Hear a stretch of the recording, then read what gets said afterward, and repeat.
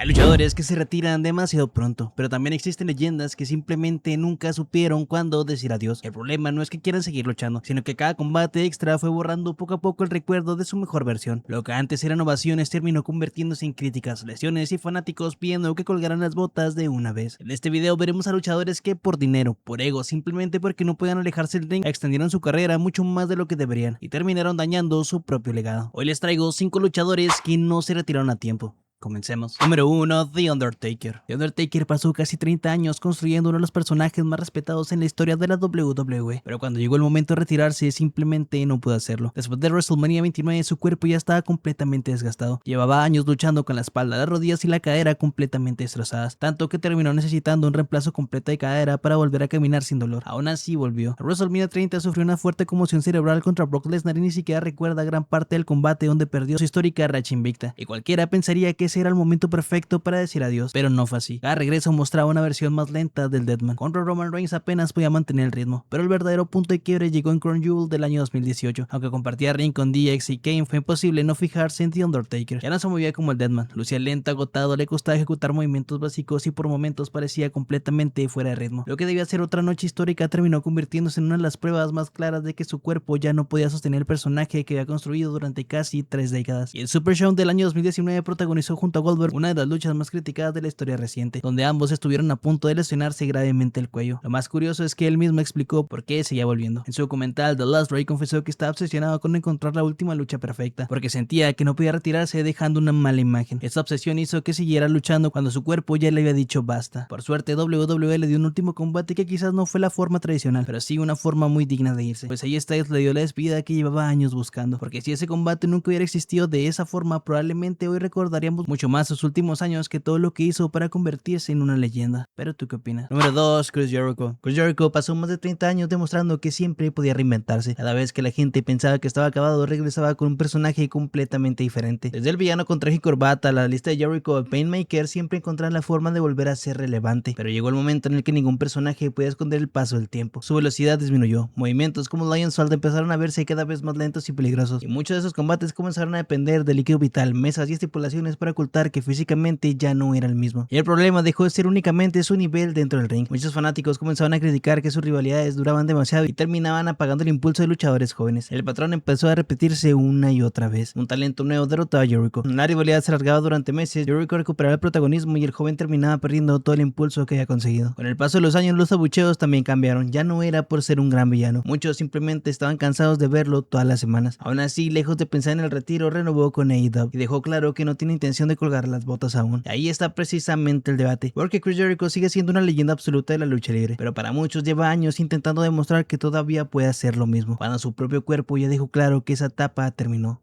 ¿Pero tú qué opinas?